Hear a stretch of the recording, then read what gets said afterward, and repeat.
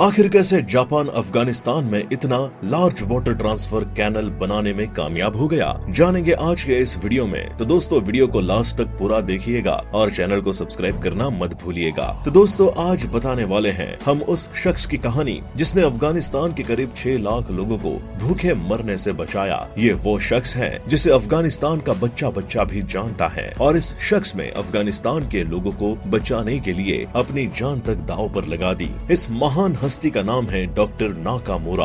Doctor Nakamura का जन्म second world war के 1 साल बाद 15 सितंबर 1946 में जापान के नॉर्थ ईस्टलैंड के फुकुओका प्रांत में हुआ था। इन्होंने अपनी प्राइमरी एजुकेशन जापान के नोगानिशी स्कूल से हासिल की। बाद में अपनी सेकेंडरी एजुकेशन के लिए सिनान गाकुइन में एडमिशन लिया और आगे की एजुकेशन ली और नाकामुरा की ग्रेजुएशन क्यूशू यूनिवर्सिटी से हुई, जहां इन्होंने मेडिकल साइंस में ग्रेजुएशन किया और डॉक्टर बन गए। इसके बाद इन्होंने अपने जीवन का लक्ष्य लोगों की सेवा में लगाने का फैसला किया। 1984 में जब सोवियत आर्मी ने अफगानिस्तान पर कब्जा कर लिया था, तो उस समय नाकामुरा ने जापान ट्रांसबॉन्डरी नाम के एक नॉन गवर्नमेंटल ऑर्गेनाइजेशन क्लिनिक में बतौर वॉलंटियर काम किया और पीड़ितों की सेवा की। अपनी सेवा के शुरुआती दौर में नाकामुरा ने पेशावर पाकिस्तान और अफगानिस्तान में रिफ्यूजी और कुष्ठ रोगियों को मेडिकल हेल्प देना शुरू किया और लोगों की सेवा को अपना लाइफ का एम बनाया। दरअसल नाकुमारा पेशावर पाकिस्तान में 5 से 6 साल और रुकना चाहते थे। पेशावर पाकिस्तान उस समय रिफ्यूजी की एक लार्जेस्ट कम्युनिटी का घर हुआ करता था।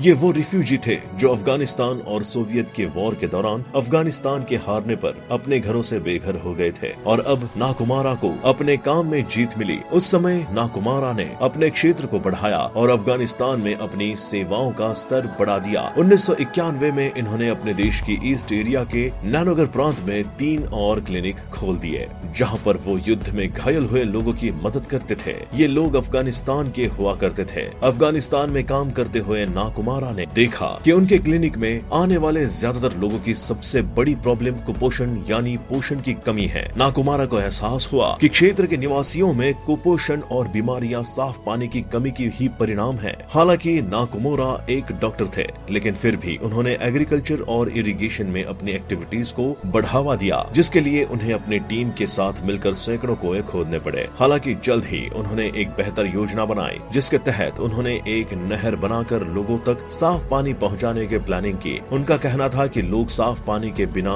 जीवित नहीं रह पाएंगे। बीमारियों का इलाज हमेशा बाद में किया जा सकता है। उनके अनुसार एक अस्पताल एक एक करके मरीजों का इलाज करता है, लेकिन इससे पूरे गाँव को मदद मिलती है। उन्होंने कुएं खोदकर और सिंचाई नहरों को बनाने में मदद करके अफगानिस्तान के लोगों का समर्थन करने का भी प्रयास किया। 2000 में शुरू हुए ऐतिहासिक सूखे की वजह से पानी और भोजन की कमी हो गई थी, जिससे कई लोगों की मौत हो रही थी। मेडिकल हेल्प्स प्रोवाइड कराने के साथ नाकामुरा ने अपने डॉक्टर का सफेद कोट उतार दिया और एक सिंचाई नहर बनाने के लिए निकल पड़े। उनके इस विश्वास के आधार पर एक सिंचाई नहर 100 डॉक्टरों से अधिक अच्छा काम करेगी। इसी के चलते उन्होंने एक स्लोगन दिया कि हथियार नहीं पानी खोजो। उन्होंने ये भी कहा कि अस्पताल में जो भी पेशेंट हैं, उन्हें एक एक करके ही ट्रीटमेंट मिल सकता है, लेकिन अगर पानी का इंतजाम हो जाता है तो पूरे के पूरे गांव का इलाज एक बार में किया जा सकता है और वो एक पूरे गांव को एक बार में खुश देखना चाहते हैं। जिसके बाद नाकुमुरा ने एक वाटर सप्लाई कैनल प्लान पर काम शुरू किया और देखते ही देखते 2003 से लेकर आने वाले 6 साल में नाकामुरा ने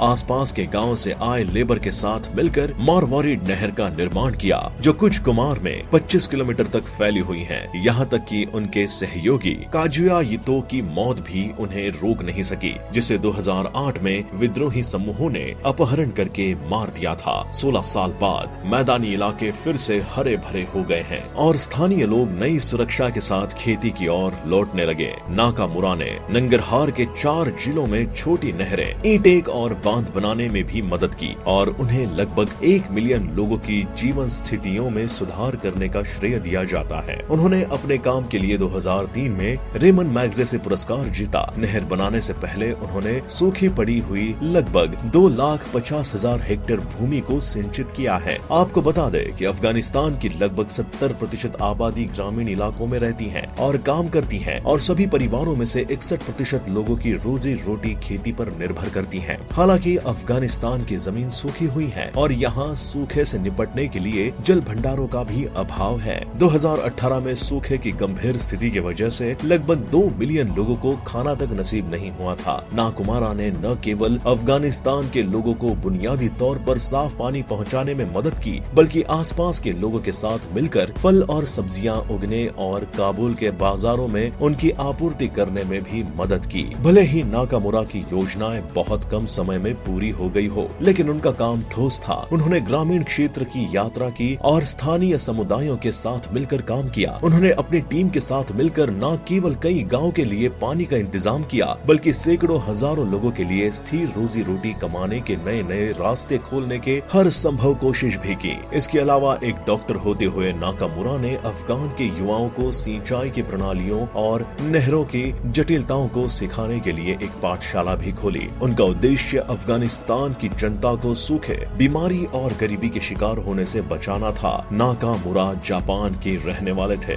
जापान में पले बड़े थे, लेकिन अफगानिस्तान में उन्होंने 30 साल से ज्यादा बिताए और उनका कहना था कि वो अफगानिस्तान की जमीन पर ही मरना चाहते हैं। अफगानिस्तान के लोगों के दिलों में नाकामुरा ने जो छाप छोड़ी, वो आज भी वहाँ के लोगों के मन में वैसी की वैसी ही कायम है। नाकामुरा ने अपनी पूरी जिंदगी गरीबों और बेसहाराओं की मदद में लगा दी, जिसके चलते 2019 में उन्हें अफगानिस्तान की नागरिकता मिली। वहीं 2003 में उन्हें रेमंड मैग्सेसे पुरस्कार मिला, जिसे एशिया का नोबेल पुरस्कार कहा जाता है। नाकामुरा ने जिस सहायता समूह का नेतृत्व किया है, पीस जापान मेडिकल सर्विसेज की वेबसाइट पर पोस्ट किए गए एक भाषण में कहा, इस सिंचाई नहर को सावधानी पूर्वक डिजाइन किया गया है ताकि स्थानीय किसान आने वाले सैकड़ों वर्षों तक इसे खुद बनाकर रख सके। साथ ही उनका कहना ये भी था कि उन्होंने पारंपरिक अफगानी तरीकों को अपनाने और उन्हें कृषि उद्देश्यों के लिए उपयोग की जाने वाली जापानी सिविल इंजीनियरिंग तकनीकों के साथ मिलाने का फैसला किया है। 3 नवंबर 2019 को जब वो काम पर जा रहे थे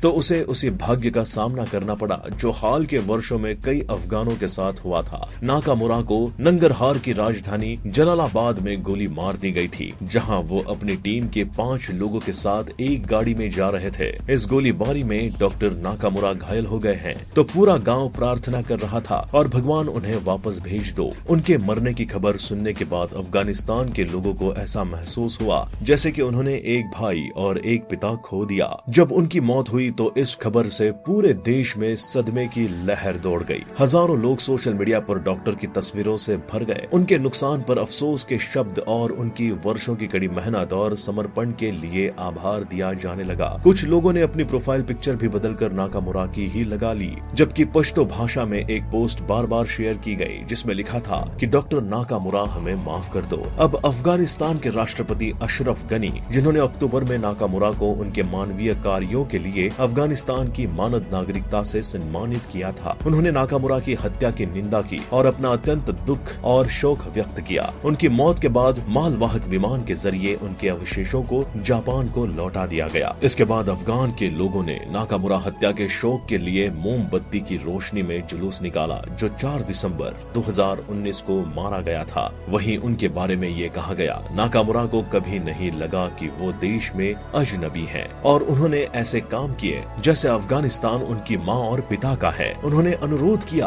कि दाह संस्कार के बाद उनकी आधी राख अफगानिस्तान वापस लाई जानी चाहिए। दोस्तों, नाकामुरा ने 3 दशकों से ज्यादा समय तक देश में साफ पानी सुरक्षित करने और नहरों का निर्माण करके शुष्क भूमि की सिंचाई में मदद करने के लिए काम किया था। उनकी हत्या से अफगानिस्तान में शोक की लहर फैल गई, जहां 2018 में सूखे के कारण अनुमानित 2 मिलियन लोगों ने भोजन तक सुरक्षित पहुंच खो दी। लेकिन आज भी अफगानिस्तान के लोगों के दिलों में नाकामुरा की वही जगह बनी हुई है। आखिर उन्होंने अफगानिस्तान जैसी बंजर जमीन के लोगों को भूखे और प्यासे रहने से बचाया था और उन्हें रोजगार शुरू करना भी सिखाया था। तो दोस्तों, ये थी नाकामुरा की कहानी, जिन्होंने अफगानिस्तान में एक इम्पॉसिबल काम को पॉसिबल कर दिखाया। उम्मीद करते हैं वीडियो आपको पसंद आई होगी। वीडियो अच्छी लगी हो तो वीडियो को लाइक कीजिए, चैनल को सब्सक्राइब करना बिल्कुल भी मत भूलिएगा।